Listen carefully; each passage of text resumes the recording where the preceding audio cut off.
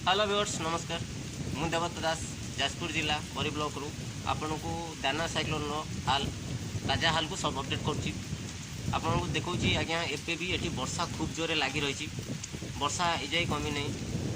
पवन टिके अवश्य कमिला पवन गति आगु बहुत अधिका था 100 पाखापाखि घंटा पिछा था कि एबे कमिक 50 पाखापाखि होगा पवन एत होनी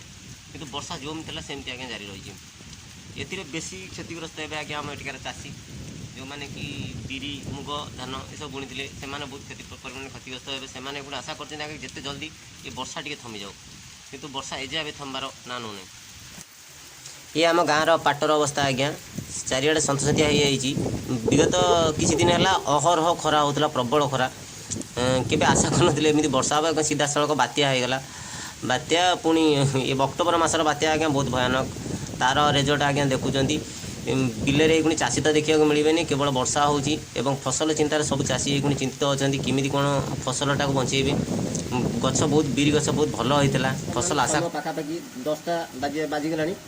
एबे भी देखूँ चारिपटे वर्षा लगी रही पवन तो आप देखी पार्थे पवन बहुत जोर हो स्थिति जहाँ थी लगभग से स्थिति जहाँ थी लगभग से बदलबार ना नौ निहाती आहरी केते घंटा जारी रजपुर आम शेष अच्छी जाजपुर जिलाटा शेष पड़े तो निहाती